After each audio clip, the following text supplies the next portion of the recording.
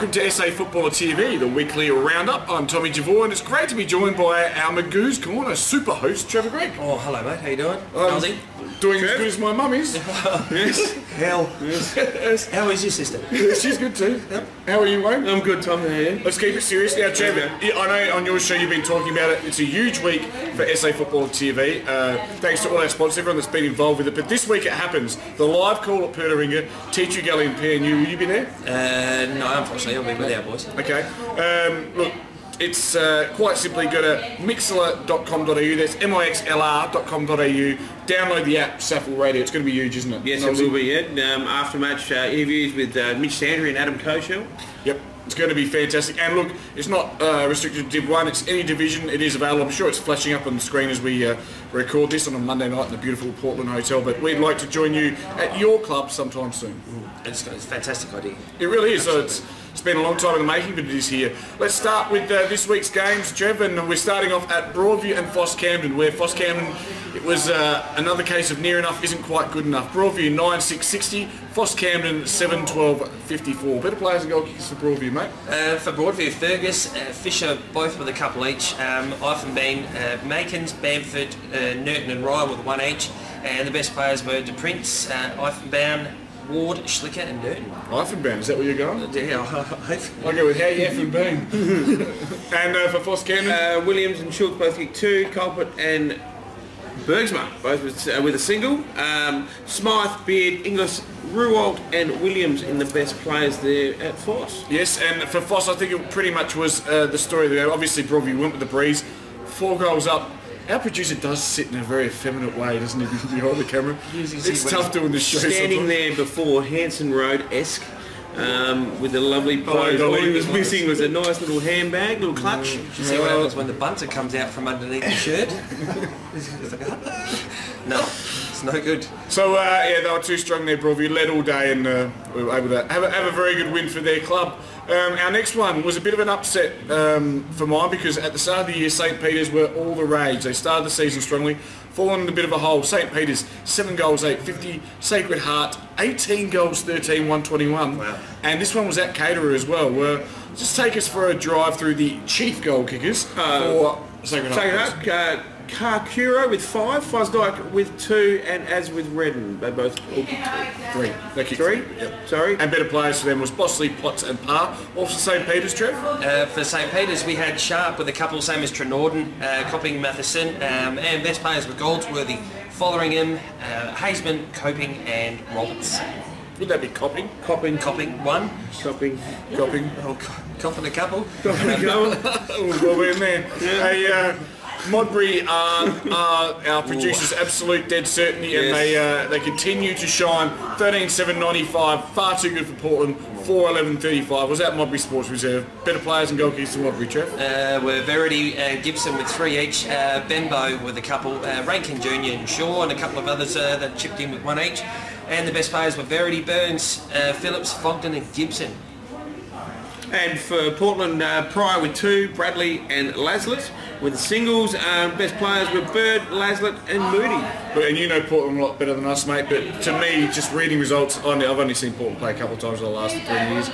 It seems like too much to 2, left to 2 few. Laslett's always in there. Dave Bird obviously contributes well. And it's good to see Big Bowser, Big Brett Pryor back in there after having, I think he had a week or 2 off with his knee again. But will be corrected. But as I said, yeah, it's always Laslett and throwing something up there. It's been the talk that they won't be surprised if they go down again. Bang bang. I tipped that at the start of the year and I was ridiculed and mocked for it, but that's how I see it unfolding. I hope it doesn't happen because they're too proud to come to let it happen, but I believe it could be a possibility. And I hope that's enough to spur them on to get moving. Because I hope it doesn't happen. Yep.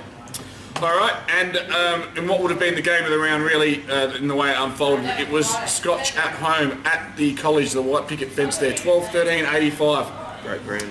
Pipped at the post by a late goal from Gazer, 12-14-86. So a 1-point win there to Gazer. Better the goal kickers for Gazer, Nathan Fredo Frederick with 3, Clark, Stevens and McCready all kicked doubles, whilst their better players were Jones, Stevens and Reddetti. On the Scotch side, mate? We had Mutton dressed with 5, Thorpe, Bilby with a couple, and the better players were Lagonic, King, Mutton, Broderick, Lawson and Young. Yep, so a big game there, and I think even Jars had his player that kicked the winning goal there, running into Triple M possibly. Wow, and a question that I haven't said that I was going to ask, but how many under-17s do we have in this side to keep the points down for Gazer? Why is that? So they've recruited a few, have they? They've recruited a few, using a couple of under 18s to keep those points lower. So that of course you get a -1 for -1, yes. Yep. Okay. Who are we speaking of in the way of recruits here? No names are jumping out at me. No, not for me because I haven't researched it too much. But from what I understand, I've been told that it's something that they've been doing. It's something that he did out at Ironbank. Ironbank. Yes. Yep. Okay. Not a bad idea. No. Give some of the young kids a bit of a go and get their bodies hardened. Yep. And then you've got 3 blokes that miss out. That's the only sticking point. Yeah. That's their whole idea with the point system. It's a tough thing. You've got to make it work. It's a delicate balance. It is, like your bag. Anyway. Now, Smosh West Lakes have had a very challenging year thus far. In the quarter time, they would have thought, we are here. We are here, we are queer. And he would have been up and about, wouldn't he? Smoshy 6-1-37, Oldie's 1-3-9, so they're up by 28 points. Even at half-time, still up by 13 points. Bit of panic might have set in at three-quarter time when scores are level. And then they didn't trouble the scorers in the last quarter, and Oldie's ran away 13-12-90, Smosh West Lakes 10-3-63. So Corey Payne yet to still sing the song on the Saturday. Of course, they've won one game by default when Broadview went over the points. But take us through Oldie's goal kickers and better players, mate.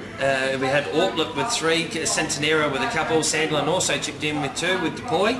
Better players were Comazetto, McNeil, DePoy, Collins and Centenera. And Trev Payne piped up with 4, Perrin with 2, and 2 with Gates, and best players were Thomas, Gates and Trev Payne.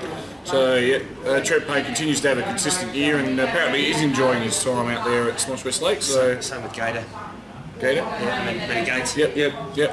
So it's probably interesting now as we have come to at the end of round 5 in a 10-team league. It sort of gives you a little bit of a look at how things are unfolding, and Modbury the clear standout as the producer predicted at the start of the year with 5 wins. The rest of the 5, Trev? We've got Old Iggy's sitting there at 4-1, which is for me no surprise because they've recruited quite well. Sacred Heart on 3-2 with Scotchies. Yep, they've done well, Sacred Heart, because those teams that can come down from Div 1 after one season, they can, as Payneham did, and as we've seen Woody South, but they seem to have stabilised, recruited well. Yeah, absolutely, but we've got others that haven't been able to do so. Yep, and Spock and Broadview, who both looked the goods early, Wayne, this year, have dropped right off 2 and 3. But Broadview, that little glitch, I suppose you could call it, with the point situation and things like that, but no doubt Weeds will have the Tigers storming back up again. I think Foss Camden 1 and 4, but their percentage of 46.81 dictates. It suggests they're very consistent, probably underachieving at this stage. Also, I think Smosh West Lakes and Portland will find themselves in Division 3, although it is early and they do have time to turn it around. There's no doubt about that. A lot of work to be done there. Of course, being only 5 rounds in, there's not a ton of goals being scored at this stage, Wayne, but we have got a few blokes piping in. Yeah, Tristan Carcuro there from Sacred Heart with 17, Brett Pryor and Joe Bilby there as well, kicking 16 apiece. And Trevor, what tickles your willy bone this week in the games to be played? Oh, my willy bone's tickling for this one, Sacred Heart and Modbury, after Sacred Heart getting that one on the weekend. Big oval at Audi Arena, one of my more favourite ovals. For that game, I like that one, but I still think Modbury will be too good. Yeah, look, Modbury will drop a game at some point, but it probably, I mean, they're looking at the way they're set up at the moment. They could well have a 16 and 2, 17 in one season. So it would be foolhardy, I think, to tip against them. Don't say that around the producer. Yes. And look, we talk about their leg speed and, of course, his love for Granger. I think Modbury too strong as well, mate. Wayne? Yeah, Modbury for me. Yeah. Next one, mate. St. Peter's and Broadview at Caterers. Okay, again, another interesting matchup. We talked about these two. They sit 6th and 7th. They're 2 and 3 apiece, although Broadview could be 3 and 2 had they have dotted their I's and crossed their T's a little bit better. St. Peter's last couple of weeks have been pretty average. Can they bounce back? I like Broadies. Yep. Broadies for me. I just think they're going to try and make amends, I reckon. Yep. Yeah, I think Broadies as well. We'll all agree on that one. Yeah, absolutely. Now the next one out at Hunter Park is Old Iggy's and Scotch. Yeah, so Old Iggy's are sitting in second, Scotch sitting in fourth. They're separated by very little percentage and just the one game. And this one could go either way, gentlemen. Yeah, for me, I like Old Iggy's though. Yeah.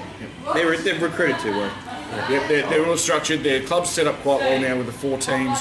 And as you said, Galman and the likes providing plenty of bite. Yep. And they'll be nipping at the heels of Modbury. They'll have a good win here. Next game we've got out at Clemsy Global, we have Gazer and Foss Camden. Gazer sitting on 3 and 2. For me, purely based on that, I don't know too much about Gazer's top notch now after they've had some guys move on, but for me, Gazer home. Gazer for me.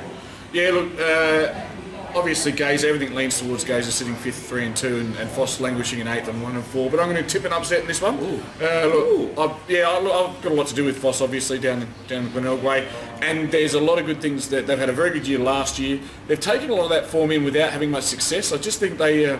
if they can catch Gazer off guard, they'll knock them off. So I'll go for Foss in a very big upset. Oh, that's a big call. And the last game of the round, down at just down behind us, actually, Port Reserve, we have the Thunder taking on the Lions. Someone's going to win. They'll be thrilled to play each other. I'm torn. I'm torn because although Smosh have had a really indifferent start to the year, and I don't see them improving too much. I think there's always been a massive rivalry between these two clubs, always for a long time, especially for the Peninsula boys. Oh yeah, and then just you always you lose your players for the school footy and that sort of stuff because it takes precedence. But for me, Thunder's going to get up. Thunder will get up over Smosh. I'm going to go. I'm going to say Smosh. I reckon Payne will have his first win. I think Trent Payne might be the difference between the two. Yeah, I wouldn't have a clue, to be honest with you. So, honestly, it's the best policy there. Yeah, no, but Portland can surprise teams at home, so they're a stronger team at home. I'll take Portland. Thanks for joining us this week on SA Football at TV. We'll be back next week.